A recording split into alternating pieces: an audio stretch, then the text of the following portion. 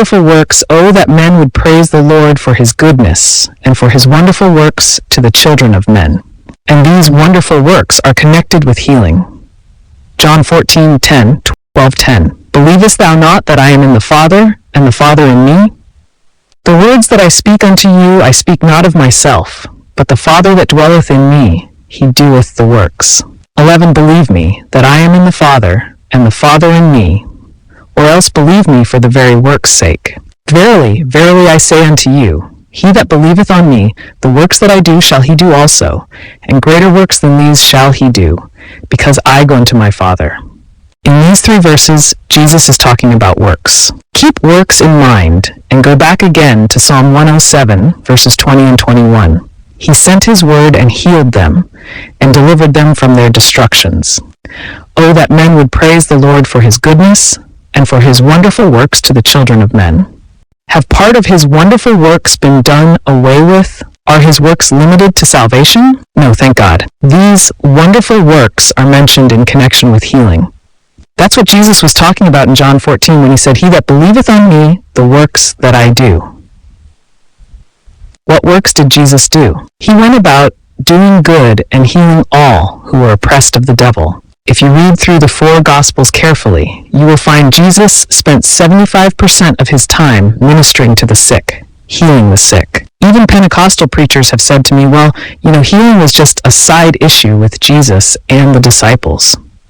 I have never let them bother me the least. I kept ministering to the sick. Healing is not a sideline, it's the main line. God is not off on the sideline.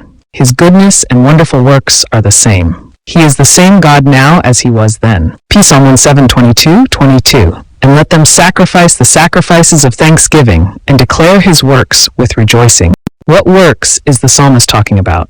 The works mentioned in the previous verse. He sent his word and healed them and delivered them from their destructions. It's quite obvious that the reason for sickness and disease among the children of Israel was because they had rebelled against the word of God. They had condemned the counsel of the Most High. They had taken themselves out from under the protection of the old covenant. Fools, because of their transgression and because of their iniquities, are afflicted. Was it God's will for them to be afflicted? No, it wasn't. He's the same God now as he was then. I don't believe he has changed one iota. I believe he's just as full of goodness now as he was then. I believe he's doing the same works now that he did then. I know it from experience. This is what separates the men from the boys. I've been preaching for more than 45 years. I believe that it's the plan of God the Father that no believer should ever be sick. I believe that's his plan. It's not fully carried out because people don't know what his plan is. They don't know how to cooperate with him. Once you start preaching the plan of the Father on this subject, nearly everybody is ready to attack you. Wonderful people, saved, filled with the Holy Spirit, people who speak with other tongues, good friends. Oh, they say, now he's getting too far out. Well, do you mean God planned that we be sick? Did he plan that Israel be sick? It seems to me as I read this passage of Scripture that his plan was that they shouldn't be sick. I know they were sick, but that wasn't his plan for them. After all, Israel were not the sons of God, they were the servants of God. But under this better covenant, established on better promises, we've become sons of God. 1 John 3:2, Second beloved, now are we the sons of God, and it doth not yet appear what we shall be, but we know that, when he shall appear, we shall be like him, for we shall see him as he is. If it wasn't his plan for his servants to be sick, why would it be his plan for his sons to be sick? His plan for his servants was, I will take sickness away from the midst of thee, at the number of thy days I will fulfill. If that's his plan for his servants, could his plan for his sons be any less? Would he love his sons less than he loves his servants? No, thank God, 1,000 times no. I believe it is the plan of the Father that no believer should ever be sick. He should live his full length of time on this earth and actually wear out and fall asleep. Furthermore, I believe it is not my Father's will that we should suffer with cancer and other dreaded diseases that bring such pain and anguish. Of course, if you preach these things, you'll get criticized.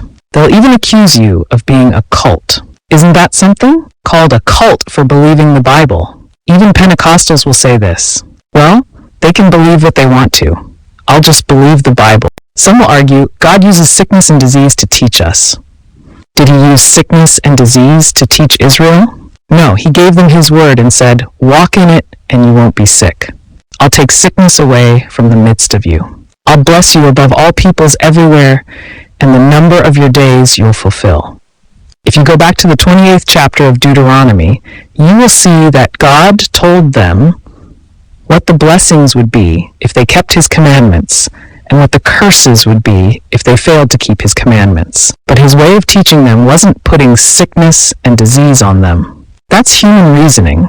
That's the peanut brain of theologians trying to deal with a biblical truth by interpreting it in the light of what they see. They see a good man, a preacher of the gospel, get cancer. He suffers and suffers and suffers and finally dies. Well, I regret that as much as they do, but I still don't believe that's the plan of the Father God or his way to teach that preacher something. The children of Israel became sick because of broken laws, because of sinning against the word of God. Although I'm speaking about the Jews, the same principle can apply to us today. Bear in mind that as long as the children of Israel kept the covenant law, no illness was among them. But when they sinned, their bodies became filled with diseases. Even then, however, they had a right to turn to the Lord and find forgiveness and healing. Well, we have a better covenant established on better promises. If we keep our covenant, will the same principles work for us that worked under the old covenant? I believe so.